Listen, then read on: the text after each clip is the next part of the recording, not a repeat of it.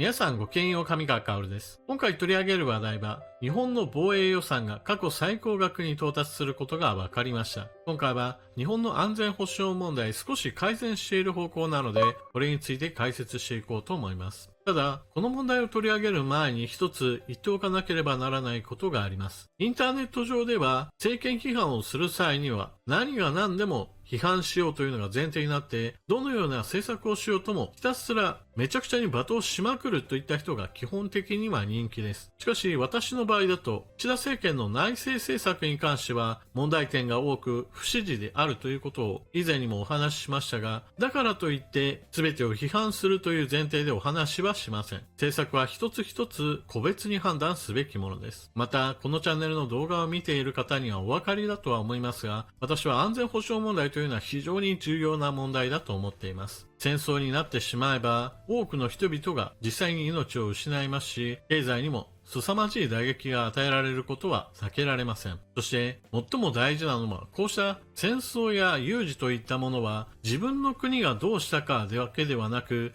相手がどう考え行動するかによってかなり左右されます。自分さえ何かしていれば戦争は起きないであるとか有事が発生しないという考え方は、あたかも自分が世界の主人公で自分がどう動くかで世界が決まるといったかなり視野の狭い考え方だと思ってください。相手がいる以上、相手がどう考え動くかによって自分の考えを関係なしに物事が動くことは十分あるのだということを今の国際情勢は教えてくれています。それでは防衛額過去最高に到達しているというニュースを見ていきましょう。防衛費過去最大7兆9496億円、スタンドオフ能力を強化。昨年12月に策定した防衛力整備計画の2年目となる令和6年度予算案の防衛費は前年度比1兆1277億円増で過去最大の7兆9496億円を計上した。今年度負担分を含む契約ベースでは9兆3625億円に上る。防衛力を抜本的に強化するため、9年度までに契約する事業費43兆5000億円のうち 42% が5、6年度で手当されることになり、防衛費の積み増しが進んでいる。配備を8年度から7年度に1年前倒しすることを決めた国産の12式地対艦誘導弾能力向上型の開発など、敵の射程圏外から攻撃可能なスタンドオフ防衛能力の強化に約7340億円。8月の日米首脳会談で合意した極超音速兵器に対処する新型迎撃ミサイルの共同開発に757億円。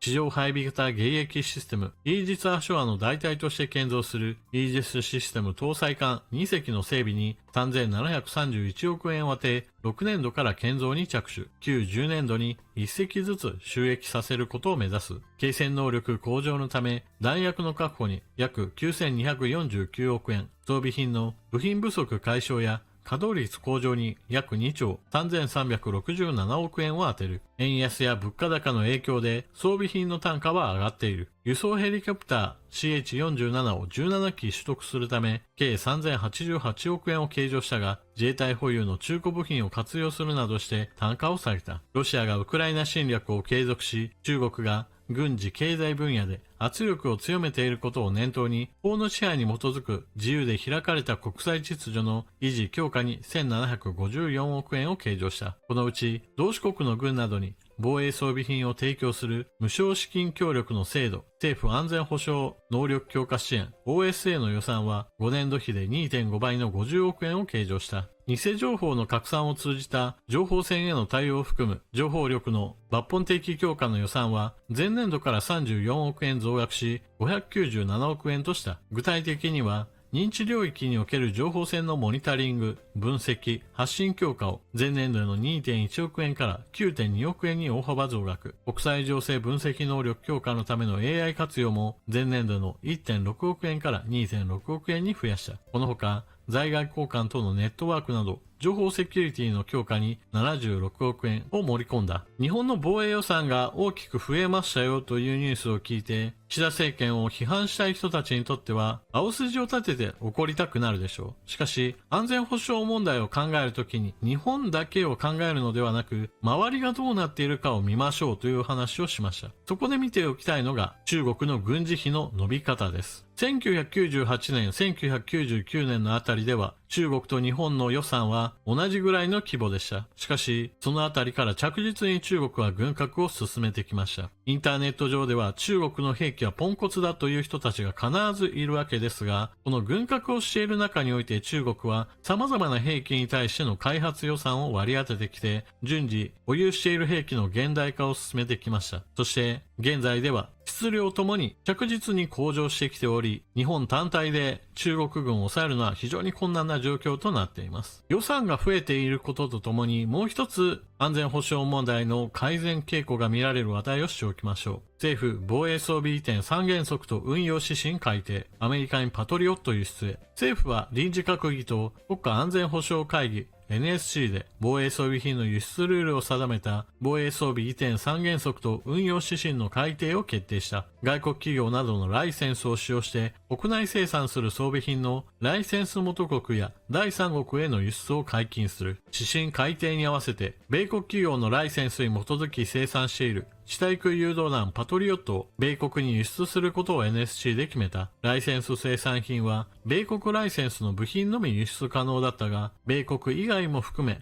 部品、完成品の輸出を認める。殺傷能力のある武器は、ライセンス元国が第三国へ輸出する場合、戦闘が行われている国は除く。自衛隊法で移転できない武器に部品は含まれないと定義し、安全保障面での協力関係がある国に移転可能とした。ウクライナに限定していた殺傷能力のない装備の移転は、国際法に違反する侵略や威嚇を受けている国に対象を拡大した。国際共同開発する部品や技術を共同開発国以外の第三国に移転できるようにした。日英3カ国が共同開発する次期戦闘機など完成品の第三国輸出解禁は与党協議が結論を持ち越したため見送った。急激に防衛予算が増えたよといったこともあって、日本が大軍拡に乗り出すんだと韓国や中国は騒ぎ立てることでしょう。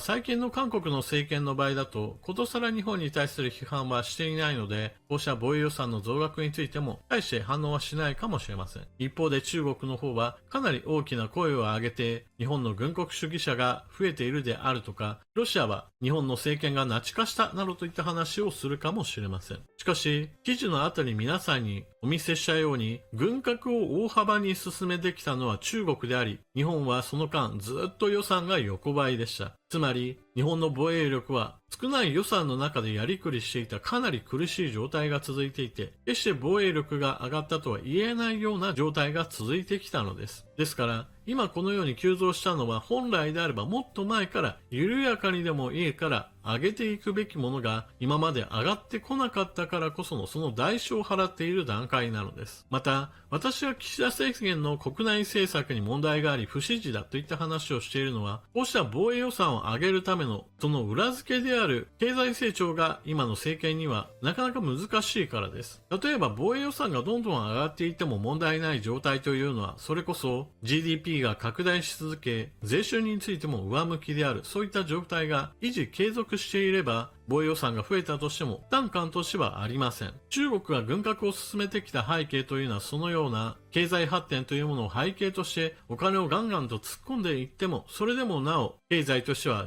問題なく回っていたことがこの問題を小さく見せています。そして今回装備品を新たに購入するという時に米国製の兵器を多く買うこととなります。例えばトマホークミサイルであれば純アメリカ産ですし、 F35 戦闘機について言ってもアメリカで作ったものを買うこととなります。そのようにアメリカから買わざるを得ないというのはそもそも論として日本の防衛産業が自衛隊向けしか作れないし、輸出についてもほとんどできない非常に閉塞した狭い市場向けの窮屈さもあって、そもそも開発予算にお金がかけられない、開発予算をかけたとしても回収できる目処など全くないという状況の中で、作れる装備品なども限られていることが大きな足かせとなっています。そしてアメリカから買う以上通貨安というのは今非常に痛い問題となっています。同じだけの量を買おうとしても通貨が安いか高いかで購入できる数が変わってきます。予算が最初にあってこれだけですよとなれば、通貨安が進めば進むほどアメリカから買える兵器も減ってしまうというわけです。こうしたこともあって基本的にはある程度自国内で兵器を生産できるようにした方が良いし、そして兵器を国内で開発、生産するためには、それだけの売り上げといったものを上げなければ、とてもではないが、経済的には成り立たないがために、兵器は国内だけで留めるのではなく、同盟国を中心として販売先を世界へと求めるというのが最適解となります。ちなみに、ミサイル類などを購入するという話になった時に必ずのように、これでは海外にどんどんとお金が逃げてしまうじゃないかといった批判があります。それはまさにその通りで、じゃあどうするかといえば、国内ですでに作っているミサイル類などを開発、改良して国産兵器を作るといった道があります。実際にそのために予算もつきました。それは予算全体の増額が決まったからこそできることです。安全保障問題は非常に重要ですよという話は、安倍政権の頃からずっと安倍総理自身が口にしていた言葉ですが、しかし残念ながら行動としては予算は全く増えてこなかったのが現実です。予算がない中で国産兵器を開発するというのもできないわけですが、やりたくてもやれなかった状況が続いてきたわけです。ようやく岸田政権になってこの問題に対処し始めたというのは私は良いことだと思います。ただし、このように予算を急激に増大させた理由として、台湾有事という戦争の勃発が十分に想定し得る状況になってきたというのがまず第一にあり、それに伴ってアメリカから外圧をかけられているのではないかといった話があります。予算が急激に伸びている中国は台湾という一点に対して集中攻撃をすることができますが、一方でアメリカの場合だと世界的に展開しており、中国だけに構っていることはできません。そのため戦力の分散という意味において一点集中している中国に比べ不利である。それがために日本に対して防衛力を高めなさいと圧力がかかっている可能性は十分高いのです。こうしたアメリカの外圧に対して政権はアメリカのポチだみたいな話をする人たちがいるわけですが、ポチだろうが何だろうが日本の防衛力を高めるために外圧がなければ防衛予算が高められないというのであれば、この際それを利用してでも日本の防衛力を高めた方が良いでしょう。結局のところ台湾有事にしても日本有事にしてもアメリカにしてみればアメリカ本土の話ではありません。そしてアメリカ本土の話ではない以上、アメリカが攻撃されたのとは全く段階の低いところでしか支援がしない可能性は高いわけで、自分の国は自分の力で守らなければならないというのを少なくとも今の国際情勢を見ていればウクライナがその教訓として教えてくれています。ただ予算総額が大幅に増え、開発予算なども盛り込まれたことなどを私は評価していますが、だからといって全ての行動に賛成しているわけではありません。例えば装備品を整えましょうであるとか、継戦能力を高めるために弾薬庫を新設し備蓄を増やしましょうといったことはもちろん賛成なのですが、同時に攻撃された場合に対する対応への備えがまだまだ不十分です。一旦戦争になってしまえば軍事施設だけではなく民間施設にも様々な攻撃が降りかかってくるというのを今の国際情勢ロシア軍は見せつけています。例えば一般国民の沿線気分を広げようという戦略目標が立て、それに伴って多くの人々が集まるショッピングモールを攻撃しようであったり、高層住宅を連続的に攻撃しようといったことをロシアは実際に行い続けています。軍事施設だから狙われるということとはまた別に、民間施設であろうとも相手は全く容赦なく攻撃してくるという可能性はロシア軍も中国軍も同じようなものでしょう。中国軍だったら民間施設は襲わないでしょうなどという話は全くありえない想定だと思います。そうした意味では日本では戦争が起こらないかのような前提として避難所が地上施設しかないわけですが、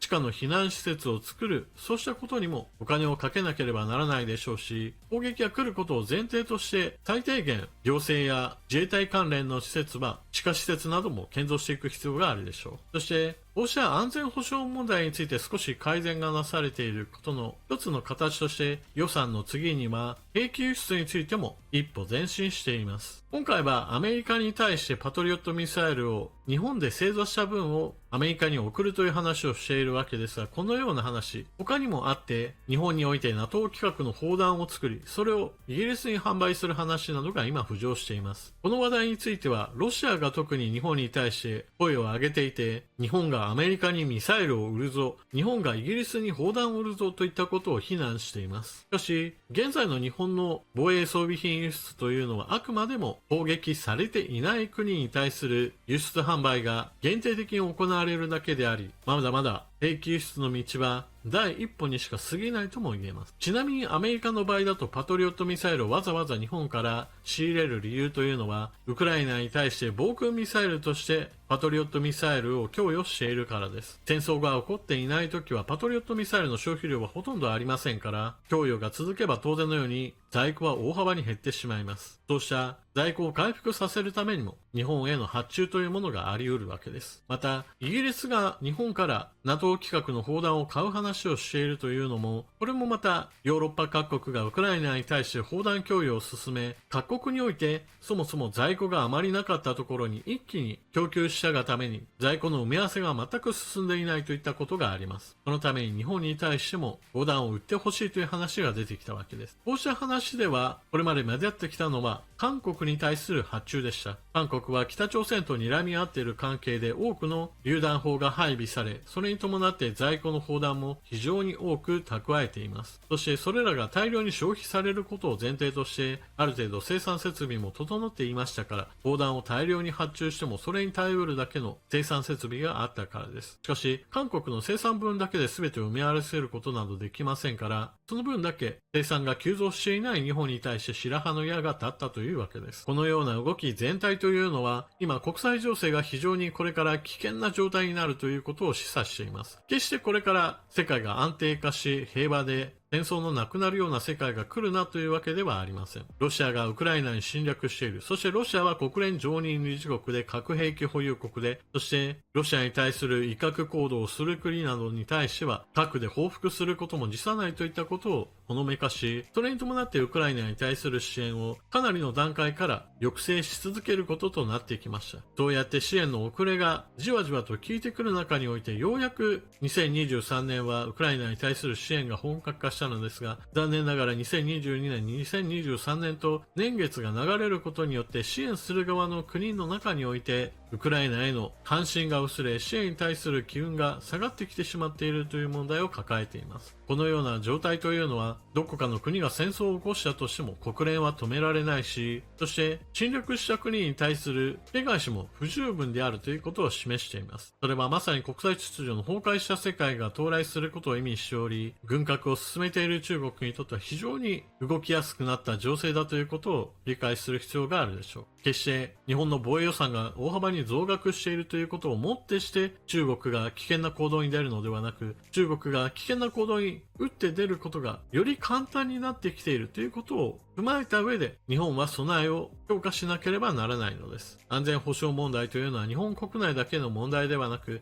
必ず周りの国がどうなってどう動こうとしているかについて注目していく必要があります。というわけで今回の動画はここまで。最後までご視聴いただきありがとうございました。チャンネル登録していない方はぜひともチャンネル登録していってください。そして動画を見終わったら評価ボタンでクリックとあなたの感想コメントをよろしくお願いします。また、スーパーチャットの機能もありますので、ぜひとも投げ銭してくれると嬉しいです。それでは次の動画でまたお目にかかりましょう。またね。